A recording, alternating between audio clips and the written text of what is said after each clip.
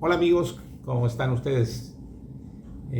Queremos saludarles y agradecerles la invitación, especialmente porque podemos reflexionar y podemos platicar de lo que la Biblia nos quiere enseñar. Hoy vamos a hablar del capítulo 11 de Nehemías,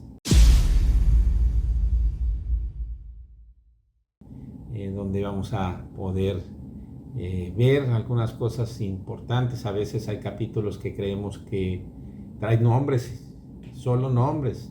No, hay una verdad y un conocimiento que nos permite a nosotros crecer y sobre todo sacar buenas conclusiones.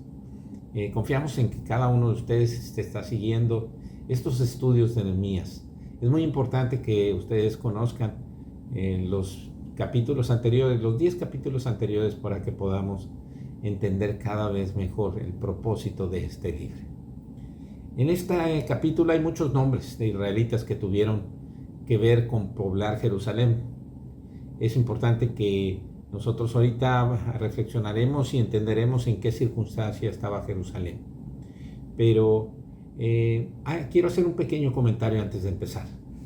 Pero primero vamos a orar. Señor, te damos muchas gracias porque nos permites reflexionar en tu palabra. Señor, ayúdanos a comprenderla. Ayúdanos a entender por qué están estos nombres escritos en este capítulo. ¿Qué nos quieres hablar? ¿Qué nos quieres enseñar, Espíritu Santo? Te pedimos que tú abras nuestros corazones y nuestras mentes para que podamos, Señor, cumplir el propósito del día de hoy. Gracias. Bueno, empezaremos diciendo que hay muchos personajes bíblicos que son desconocidos y silenciosos en muchos casos, que solo se puede conocer su nombre o a veces no lo sabemos o no hay antecedentes acerca de estos personajes. Estos personajes pueden ser tan importantes no solo en las historias, sino en el cumplimiento del propósito de Dios. El ejemplo de lo anterior podemos ver la samaritana que tuvo 5 maridos y que inmediatamente después de haber hablado con Jesús compartió su testimonio. Otro ejemplo también el endemoniado gadareno, no sabemos su nombre, pero sabemos que Jesús quitó esos demonios que había y le dijo al final: vete a tu casa y a los tuyos y cuéntales cuán grandes cosas el Señor ha hecho contigo y cómo ha tenido misericordia de ti. También otro caso lo vemos en la mujer adúltera, que Jesús le dijo: vete y no peques más. No sabemos su nombre, pero sabemos que lo que hace en esas historias, estos nombres, hay algo que nosotros podemos aprender. También está la sierva de Naamán, una niña que compartió a su amo que Eliseo podía sanar su lepra. Imagínense, una niña. Y no sabemos su nombre, no sabemos nada más de ella, solo que ella dijo: en mi pueblo, en Israel, hay alguien que le puede ayudar. Rahab, la ramera, también es otro ejemplo, que fue rescatada con su familia cuando fue la conquista de Jericó.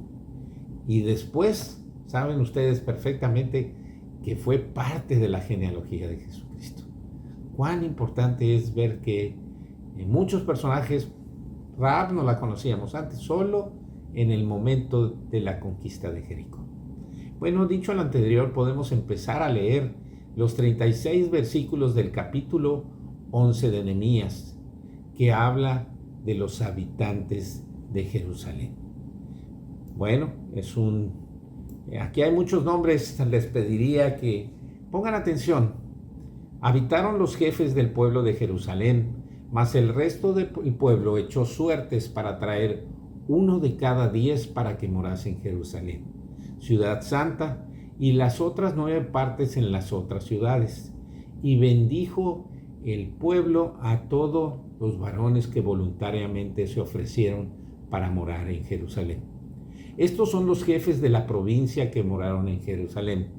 Pero en las ciudades de Judá habitaron cada uno en su posesión en sus ciudades: los israelitas, los sacerdotes y levitas, los sirvientes del templo y los hijos de los siervos de Salomón. En Jerusalén pues habitaron algunos de los hijos de Judá y de los hijos de Benjamín.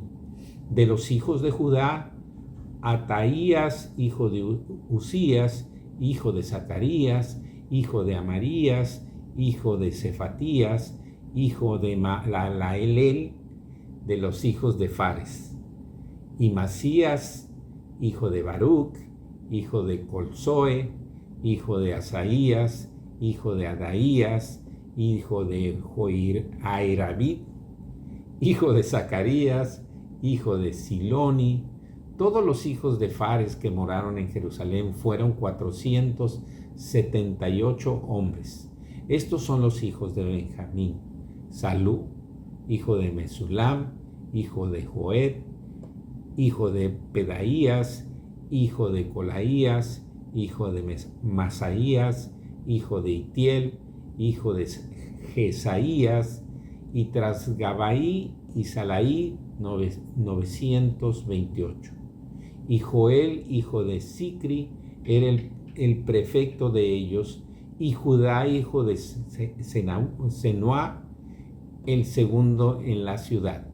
De los sacerdotes, Jedaías, hijo de Giarib, Joaquín, Seraías, hijo de Hilcías, hijo de Mesulam, hijo de Sadoc, hijo de Merayot, hijo de Ahibot, príncipe de la casa de Dios. Y sus hermanos, los que hacían la obra de la casa, 822. Y Adaías, hijo de Jeroam, hijo de Pelatías, hijo de Amsi, hijo de Zacarías, hijo de Pasur, hijo de Malquías, y sus hermanos jefes de familia, 242. Amasai, hijo de Azarel, hijo de Asaí, hijos de Mesilemot, hijo de Imer, y sus hermanos, hombres de gran vigor, 128. El jefe de los cuales era Sabdiel, hijo de Gedoín. De los levitas, Samaías, hijo de Asub, hijo de Asricam, hijo de Sabías, hijo de Banu, Sabetaí, hijo de Josabat. De los príncipes de los levitas, capataces de la obra exterior de la casa de Dios.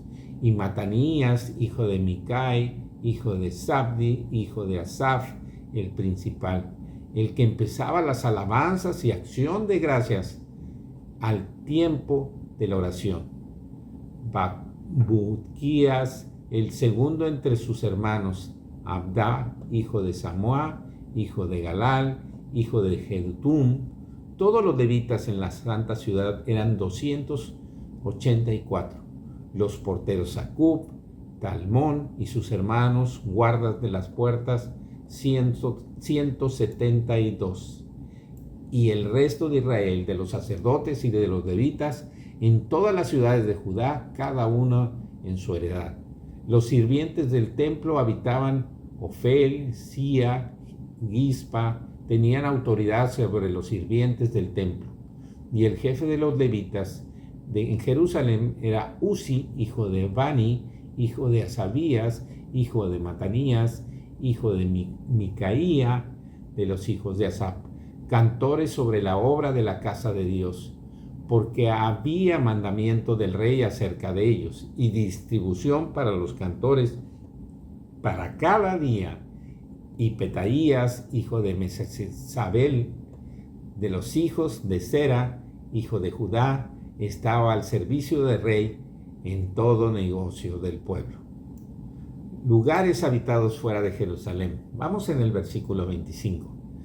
Tocante a las aldeas y sus tierras, algunos de los hijos de Judá habitaron en Kiriat Arba y sus aldeas, Dibón y sus aldeas, Jecapsel y sus aldeas, Jesúa, Molada, Bet-Pelet, Azar-Sual, Berseba y sus aldeas, en Siclac, en Mecona y sus aldeas, en El Rimón, en Sora, en Jamut, en Sanoa, en Adulam y sus aldeas, en Laquis y sus tierras, en Aseca y sus aldeas, y habitaron desde Beerseba hasta el valle de Hinnom.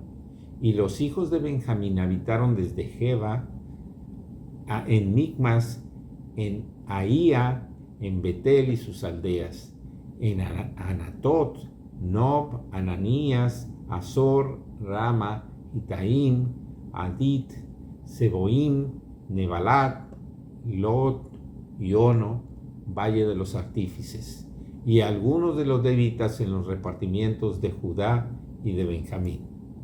Es necesario describir algunos antecedentes que nos ayudan a entender mejor toda esta lista de nombres en un momento donde es importante que nosotros podamos contextualizar con estos antecedentes. Primero, recordemos que en el libro de Crónicas, en el versículo 9 del 1 al 34, nos habla de los que regresaron de Babilonia. No solo vemos lo que dice el versículo 2, solamente vamos a ver el 2 y el principio del 3. Los primeros moradores que entraron en sus posesiones en las ciudades fueron israelitas, sacerdotes, levitas y sirvientes del templo. El versículo 3 empieza diciendo: y habitaron en Jerusalén.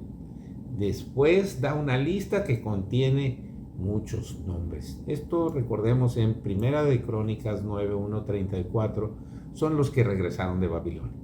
Y muchos no de los nombres, pero sí de que eran levitas, de que eran porteros o algunas actividades que estaban destinadas.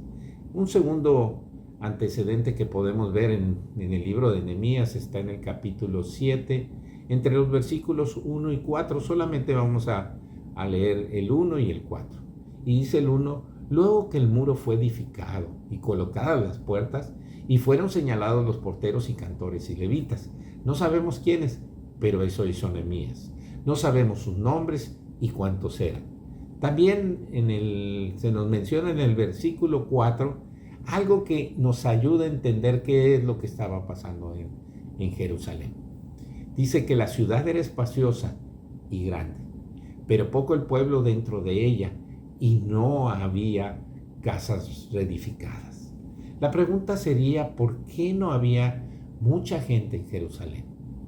Durante aproximadamente 160 años la ciudad había estado sin muro, 70 años de cautividad en Babilonia, y 90 años más estuvieron ausentes porque Jerusalén estaba prácticamente en escombros antes de que Nehemías apareciera en la escena. En esencia, la gente que se había ido a vivir a los alrededores, a los suburbios de Jerusalén, porque podía vivir mejor que entre los escombros. Y la otra grande razón era porque si alguien se mudaba a ella, tenía mucho trabajo que hacer para la reconstrucción, y eso era un trabajo arduo que llevaría mucho tiempo. Entonces todos los israelitas vivían a los alrededores, por eso hay muchos nombres. Estábamos leyendo de las ciudades en donde vivían muy cercanas. Eran ciudades colindantes cada una de ellas, pero nadie quería irse. También es importante recordar que Nehemías reconstruyó el muro. Primeramente, él fue por el rey, acordémonos desde el capítulo 2. Pero también después, ya lo estudiamos, vino Nehemías a Jerusalén como gobernador. Y ya había sido reconstruido cuando él llegó, años antes, el templo en la época del rey Ciro de Persia, y los utensilios del templo fueron traídos por el sacerdote Esdras en la época también del rey Artajerjes, mismo rey que había mandado a Nehemías. Vamos a analizar el capítulo 11, conociendo quiénes moraban en Jerusalén. Habitaban, dice el versículo 1, eran los jefes del pueblo. ¿Y por qué estaban los jefes del pueblo? Porque en realidad era su responsabilidad, ya que ellos recibían un salario en ese lugar de trabajo.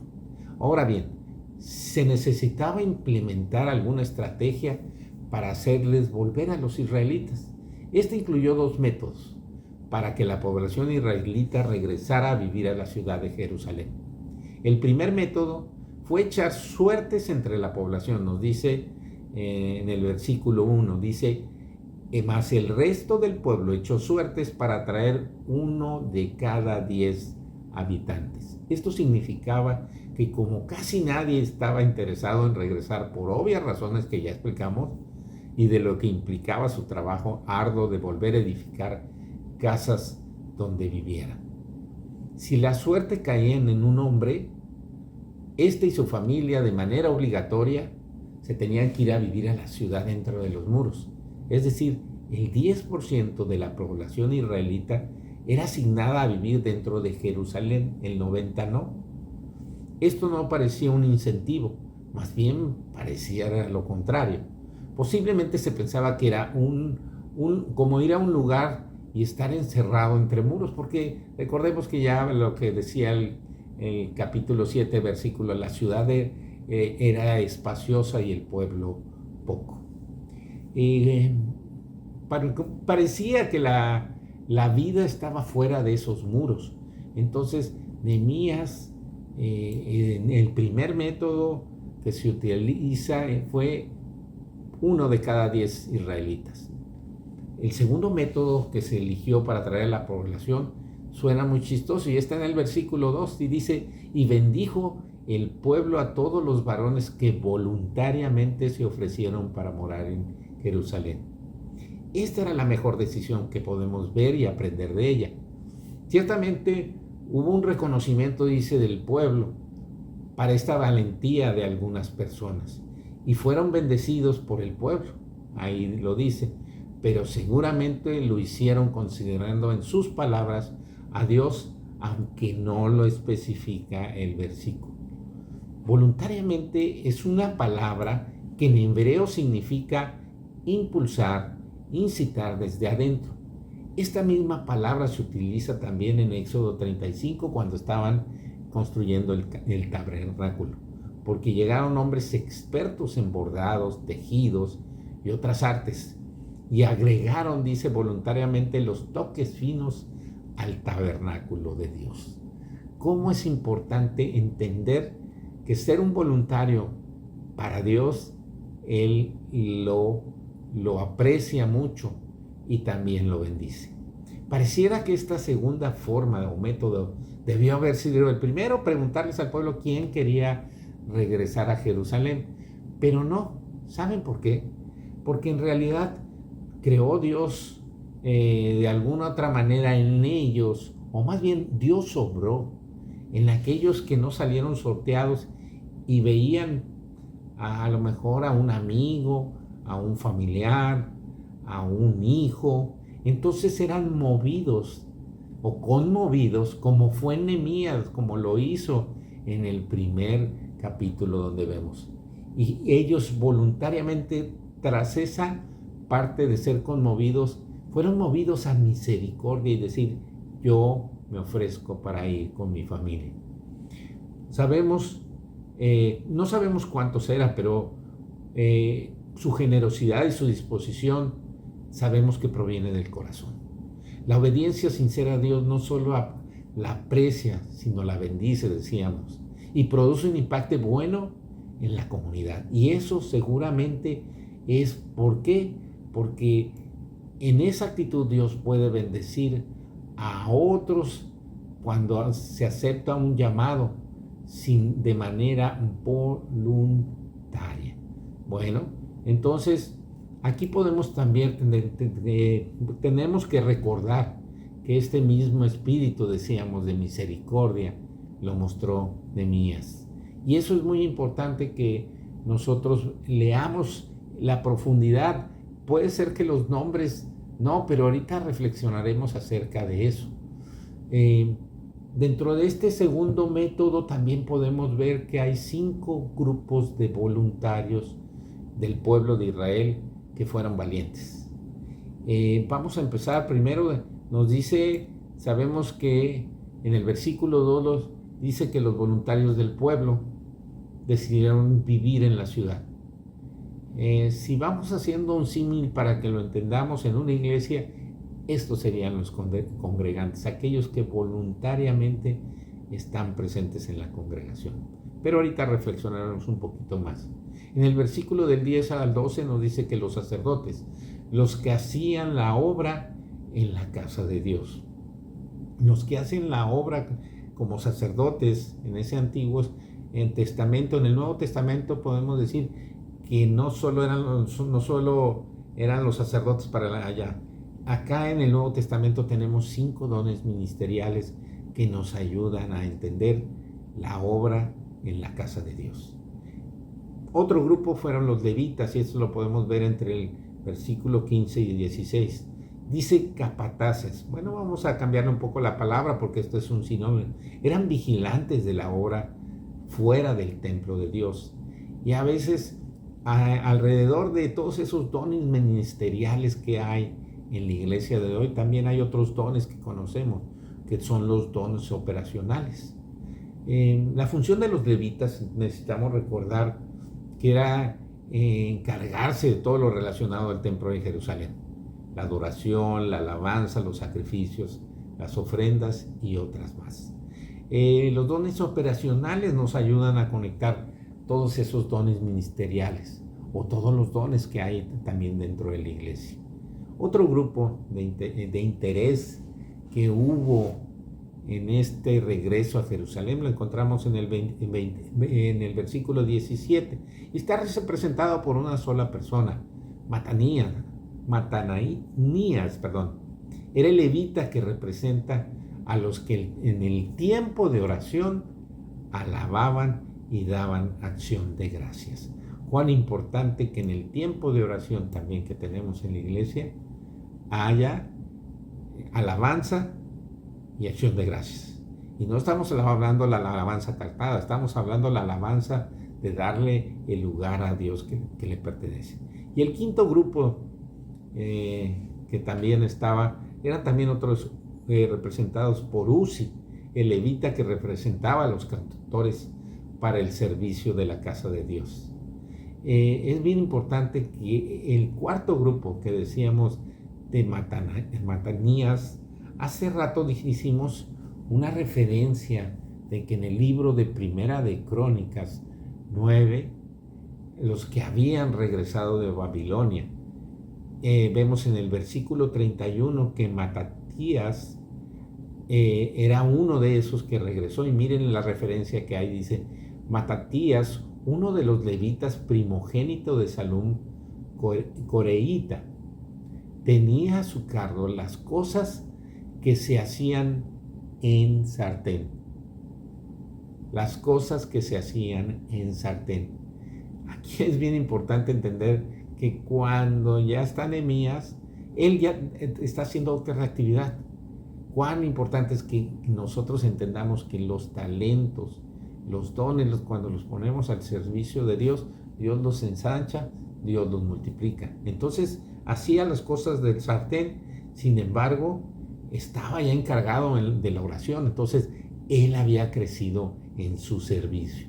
Nosotros podemos verlo también a través de en dónde empezamos a servir en la iglesia y a dónde podemos crecer. Por ejemplo, Uzi también. Uzi está el quinto grupo que representa a los cantores. En Primera de Crónicas 9:8 dice: Ela, hijo de Uzi, hijo de Micri. Estos 5 grupos, nuevamente decimos, que representan la iglesia que hoy estamos. El primer grupo dijimos que son los congregantes que prevalecen fielmente en su asistencia permanente. Son voluntarios, porque lo que estamos hablando en el libro, en el capítulo 11, son voluntarios los que regresaron.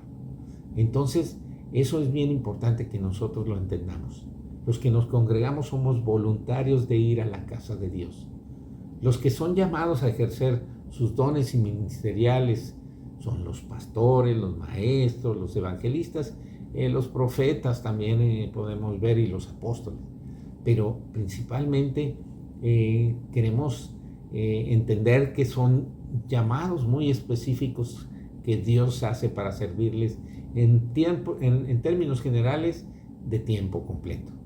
Los que también ejercen dones operacionales, como nos dice Romanos. Vamos a ver qué dice Romanos 12:6. Dice: de manera que teniendo diferentes dones, según la gracia que nos es dada, si el de profecía, úsese conforme a la medida de fe, o si el de servicio, en servir, dice, o el que enseña en la enseñanza, el que exhorta en la exhortación, el que reparte con liberalidad, el que preside con solicitud y el que hace misericordia con alegría. Estos dones operacionales nos ayudan a entender que todo lo que hacemos tiene que tener implícito tiempo, dinero y esfuerzo. Y eso es parte de nuestra inversión en el reino de Dios. Terminaremos diciendo que para Dios lo más importante es esa actitud correcta que nace del corazón, no importando si eso trae algún reconocimiento público, aplausos, fama, retribución, etc.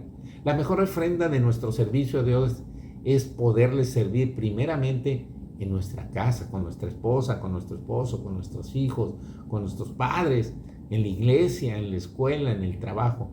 Es ser testigos hasta lo último de la tierra, como dice Hechos 1:8, recibirán poder. Pero eso es hasta lo último de la tierra, significa esto en cualquier lugar. No somos de una manera en un lugar y somos de otra manera en otro lugar. No. Ser testigo nos hace que seamos genuinos en todos lados. No necesitamos un nombre reconocido para tener una verdadera devoción a Dios o una posición importante. Solo se trata de seguir a Cristo a pesar de las circunstancias que estén en nuestro alrededor. Muchas veces pueden ser nuestras, pero también pueden ser unas circunstancias. A veces en la iglesia puede haber difíciles o en la ciudad donde vivimos. Es estar dispuesto a su llamado, trabajar por su obra voluntariamente, convencidos de que Dios suplirá y prosperará toda situación adversa. Por eso, aquellos que regresaron voluntariamente nos ayuda a entender que ellos en el tiempo hicieron nuevamente crecer a Jerusalén. Seguiremos estudiando los últimos capítulos del libro de Nehemías, pero damos gracias a Dios porque podemos entender en este capítulo 11 que debemos estar dispuestos a seguir a Cristo. Por eso la palabra nos enseña en Lucas que todo aquel hombre que quiere construir una torre no se sienta primero y calcula los gastos, no sea que haya empezado a construir y no termine, porque hay una nube de personas que está viendo lo que estamos haciendo, y eso es importante. Ahí dice que se burlen de él, que no termine y se burlen de él. No es el punto es que necesitamos seguir construyendo, seguir avanzando, seguir confiando en que Dios hará en nuestra situación de nuestra vida, pero no solo en nuestra vida. Aquí era Jerusalén, era un contexto alrededor de nuestra casa, de nuestra familia, de nuestra iglesia. Dios prosperará la ciudad donde también nosotros, Él nos ha puesto para construir, para edificar, para crecer. Pues muchas gracias, les agradecemos mucho el poder haber estado con ustedes y vamos a terminar también con una oración. Señor, te damos gracias porque tú nos das la oportunidad, Señor, de servirte donde tú nos has puesto, de servirte en la iglesia, de servirte en las distintas posiciones que hay. No son niveles, son posiciones por el llamado que tú nos haces. Somos un cuerpo en donde cada uno hace una función. No es más importante una u otra. No es más importante el reconocimiento y el nombre que tengamos. Lo más importante es servirte. Sabemos que tú no olvidas la obra que podemos hacer. Te damos gracias porque tú eres un Dios bueno, un Dios que nos ayuda a entender que cada cosa que nosotros estamos, en donde estamos, tú vas a estar. Hebreos 6:10 dice, porque Dios no es injusto para olvidar su obra y el trabajo de amor que han mostrado hacia su nombre, habiendo servido a los santos y sirviéndoles aún. Gracias, Señor, por este tiempo. Lo bendecimos en el nombre de Cristo Jesús. Amén. Cuando oscurece y el miedo crece, escucharé tu voz. Si mi esperanza y fe se acaban, mi fuerza tú serás.